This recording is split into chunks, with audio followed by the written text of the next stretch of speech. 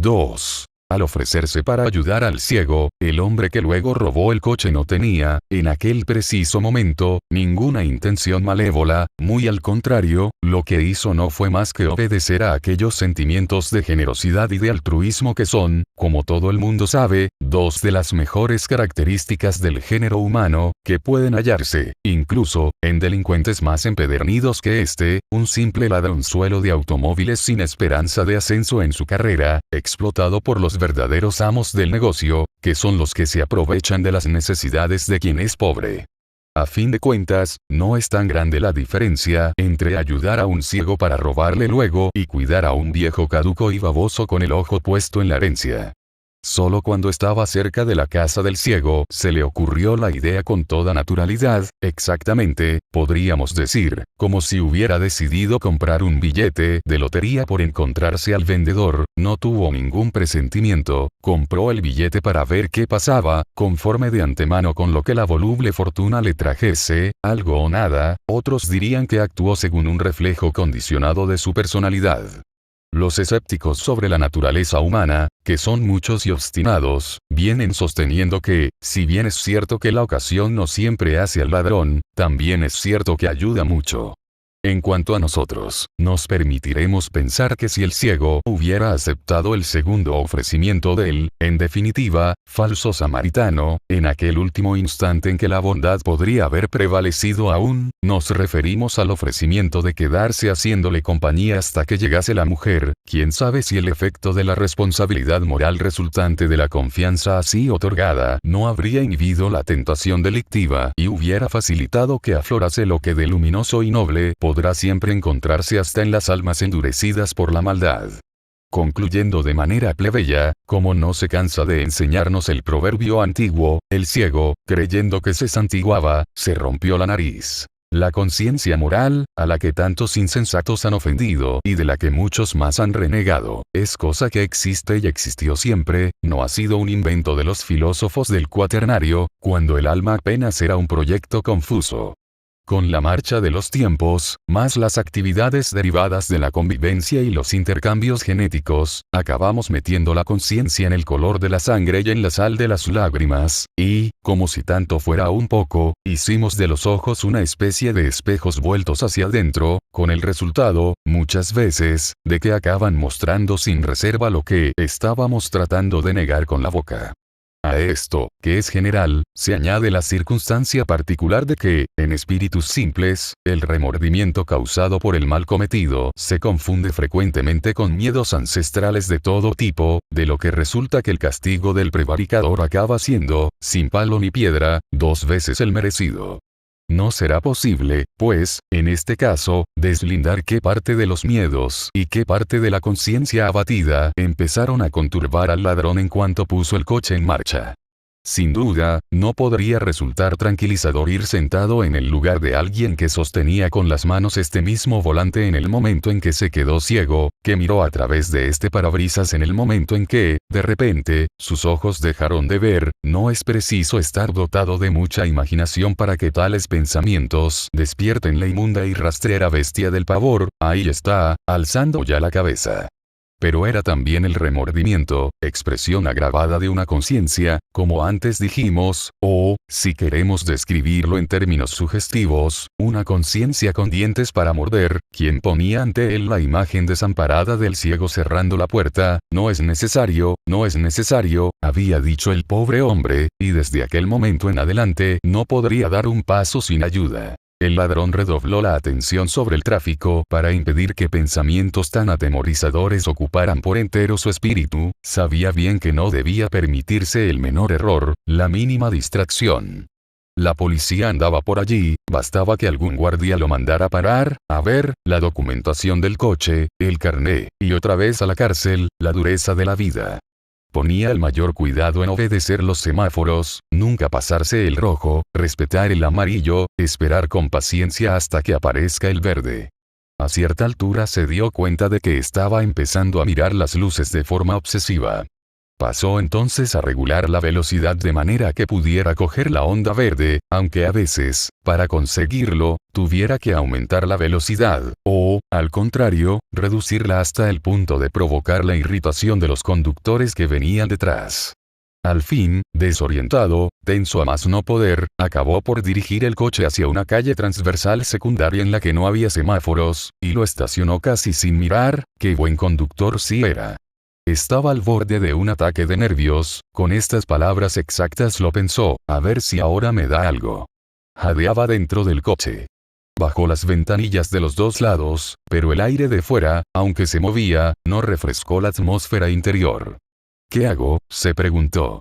El barracón al que debería llevar el coche quedaba lejos, a las afueras de la ciudad, y con aquellos nervios no iba a llegar nunca. Me atrapa un guardia, o tengo un accidente, que todavía sería peor, murmuró. Pensó entonces que lo mejor sería salir un rato del coche, dar una vuelta, airear las ideas, a ver si me quito las telarañas de la cabeza. Por el hecho de que el tipo aquel se quedara ciego no me va a pasar lo mismo a mí. Esto no es una gripe que se pegue, doy una vuelta a la manzana y se me pasa.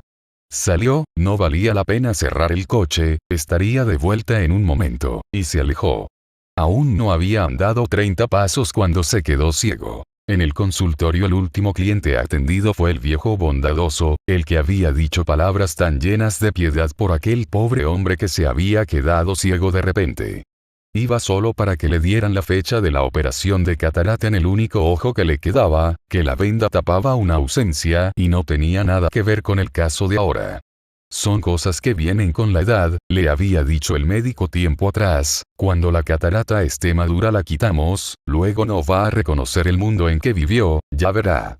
Cuando salió el viejo de la venda negra, y la enfermera dijo que no había más pacientes en la sala de espera, el médico cogió la ficha del hombre que se había quedado ciego súbitamente, la leyó una, 2 veces, pensó durante unos minutos, y luego fue al teléfono y llamó a un colega, con quien sostuvo la siguiente conversación: oye, mira, he tenido hoy un caso extrañísimo, un hombre que perdió la vista de repente, el examen no ha mostrado nada, ninguna lesión perceptible, ni indicios de malformación de nacimiento, dice que lo ve todo blanco, con una especie de blancura lechosa, espesa, que se le agarra a los ojos. Estoy intentando expresar del mejor modo posible la descripción que me hizo. Sí, claro que es subjetivo, no, el hombre es joven, 38 años, ¿tienes noticia de algún caso semejante? ¿Has leído, oíste hablar de algo así? Ya lo pensaba yo, por ahora no le veo solución. Para ganar tiempo le mandé que se hiciera juntos uno de estos días. Después de cenar voy a echar un vistazo a los libros, revisar bibliografía, a ver si se me ocurre algo. Sí, ya sé, la agnosis, la ceguera psíquica, podría ser, pero se trataría entonces del primer caso de estas características, porque de lo que no hay duda es de que el hombre está ciego. La agnosis, lo sabemos, es la incapacidad de reconocer lo que se ve. También he pensado en eso, o en que se tratase de una amaurosis, pero recuerda lo que te he dicho, es una ceguera blanca, precisamente lo contrario de la amaurosis, que es tiniebla total, a no ser que exista una amaurosis blanca, una tiniebla blanca, por así decirlo. Sí, ya sé, algo que no se ha visto nunca. De acuerdo, mañana le llamo, le digo que queremos examinarlo los dos.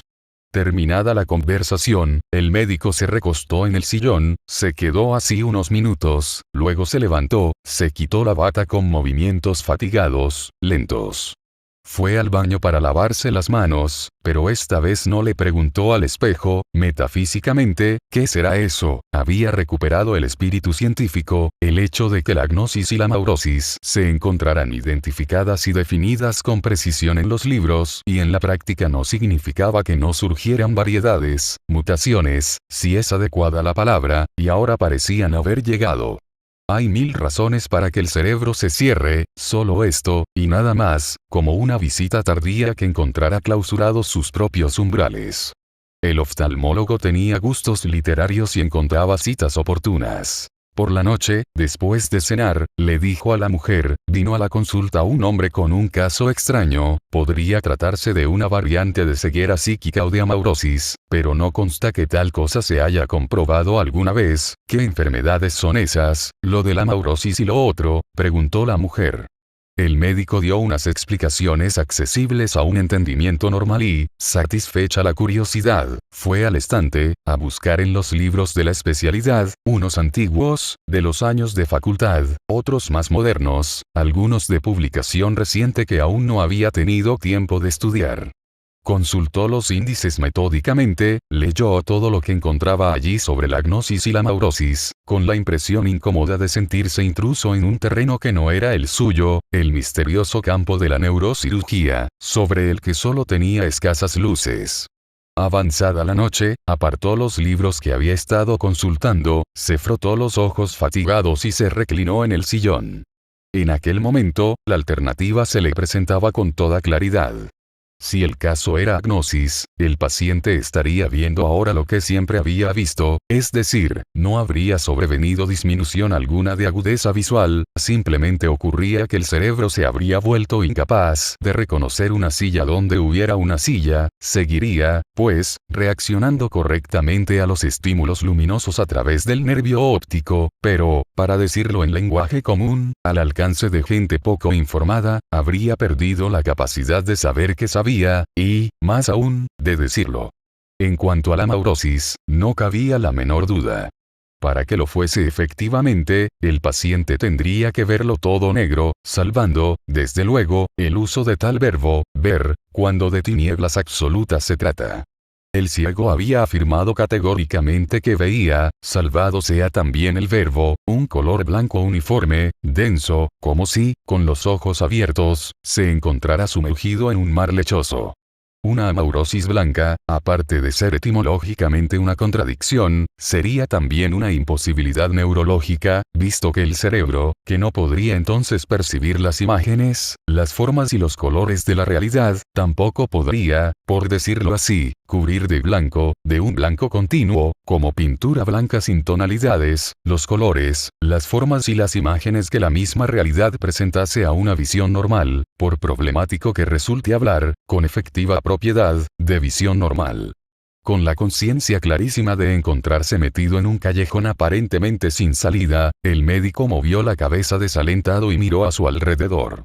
Su mujer se había retirado ya, recordaba vagamente que se le había acercado un momento y que le había besado en el pelo, me voy a acostar, debió de decir, la casa estaba ahora silenciosa, sobre la mesa se veían los libros dispersos, ¿qué será esto?, pensó, y de pronto sintió miedo, como si también él fuera a quedarse ciego en el instante siguiente y lo supiera ya. Contuvo la respiración y esperó. No ocurrió nada. Ocurrió un momento después, cuando juntaba los libros para ordenarlos en la estantería. Primero se dio cuenta de que había dejado de verse las manos, después supo que estaba ciego. El mal de la muchacha de las gafas oscuras no era grave, tenía solo una conjuntivitis de lo más sencilla, que el remedio que le había recetado el médico iba a resolver en poco tiempo. Ya sabe, durante estos días solo se tiene que quitar las gafas para dormir, le había dicho. La broma era antigua, seguro que había pasado de generación en generación de oftalmólogos, pero el efecto se repetía siempre, el médico sonreía al decirlo, sonreía el paciente al oírlo, y en este caso valía la pena, pues la muchacha tenía bonitos dientes, y sabía cómo mostrarlos.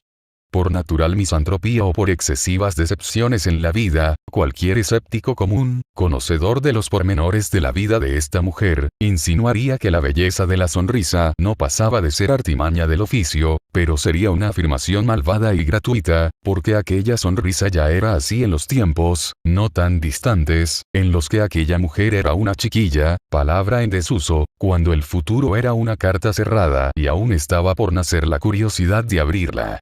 Simplificando, pues, se podría incluir a esta mujer en la categoría de las llamadas prostitutas, pero la complejidad del entramado de relaciones sociales, tanto diurnas como nocturnas, tanto verticales como horizontales, de la época aquí descrita, aconseja moderar cualquier tendencia a los juicios perentorios, definitivos, manía de la que, por exagerada suficiencia, nunca conseguiremos librarnos. Aunque sea evidente lo mucho que de nube hay en Juno, no es lícito obstinarse en confundir con una diosa griega lo que no pasa de ser una vulgar masa de gotas de agua flotando en la atmósfera. Sin duda, esta mujer va a la cama a cambio de dinero, lo que permitiría, probablemente, y sin más consideraciones, clasificarla como prostituta, pero, siendo cierto que solo va cuando quiere y con quien ella quiere, no es desdeñable la probabilidad de que tal diferencia de derecho deba determinar cautelarmente su exclusión del gremio, entendido como un todo. Ella tiene, como la gente normal, una profesión, y, también, como la gente normal, aprovecha las horas que le quedan libres para dar algunas alegrías al cuerpo y suficientes satisfacciones a sus necesidades, tanto a las particulares como a las generales. Si no se pretende reducirla a una definición primaria, lo que en definitiva debería decirse de ella, en sentido lato, es que vive como le apetece y, además, saca de ello todo el placer que puede. Se había hecho de noche cuando salió del consultorio. No se quitó las gafas, la iluminación de las calles le molestaba, especialmente la de los anuncios. Entró en una farmacia a comprar el colirio que el médico le había recetado, decidió no darse por aludida cuando el dependiente dijo que es injusto que ciertos ojos anden cubiertos por cristales oscuros, observación que, aparte de impertinente en sí misma, y además expresada por un mancebo de botica, imaginen, venía a contrariar su convicción de que las gafas oscuras le daban un aire embriagador y misterioso capaz de provocar el interés de los hombres que pasaban, y, eventualmente, corresponderles, de no darse hoy la circunstancia de que alguien la está esperando, una cita que promete mucho, tanto en lo referente a satisfacciones materiales como a satisfacciones de otro tipo.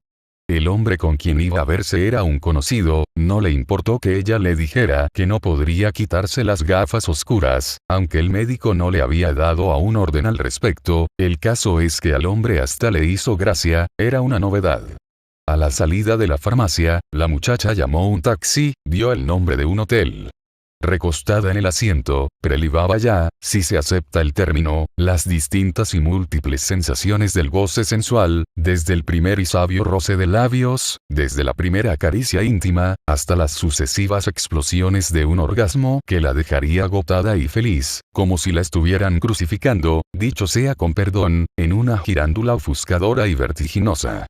Tenemos, pues, razones para concluir que la chica de las gafas oscuras, si la pareja supo cumplir cabalmente, en tiempo y técnica, con su obligación, paga siempre por adelantado y el doble de lo que luego cobra. En medio de estos pensamientos, sin duda porque había pagado hacía un momento una consulta, se preguntó si no sería conveniente subir, a partir de hoy mismo, su tarifa, lo que, con risueño optimismo, solía llamar su justo nivel de compensación. Mandó parar el taxi una manzana antes, se mezcló con la gente que iba en la misma dirección, como dejándose llevar por ella, anónima y sin ninguna culpa notoria. Entró en el hotel con aire natural, cruzó el vestíbulo hacia el bar. Llegaba con unos minutos de adelanto, y tendría que esperar, pues la hora de la cita había sido fijada con precisión. Pidió un refresco y lo tomó sosegadamente, sin posar los ojos en nadie, no quería que la confundieran con una vulgar cazadora de hombres. Un poco más tarde, como una turista que sube al cuarto a descansar después de haber pasado la tarde por los museos, se dirigió al ascensor. La virtud, habrá aún quien lo ignore, siempre encuentra escollos en el durísimo camino de la perfección, pero el pecado y el vicio se ven tan favorecidos por la fortuna que todo fue llegar y se abrieron ante ella las puertas del ascensor. Salieron dos huéspedes, un matrimonio de edad avanzada, ella entró y apretó el botón del tercero, 312 era el número que la esperaba, es aquí, llamó discretamente a la puerta, 10 minutos después estaba ya desnuda, a los 15 gemía, a los 18 susurraba palabras de amor que ya no tenía necesidad de fingir, a los 20 empezaba a perder la cabeza, a los 21 sintió que su cuerpo se desquiciaba de placer, a los 22 gritó, ahora, y cuando recuperó la conciencia, dijo, agotada y feliz, aún lo veo todo blanco.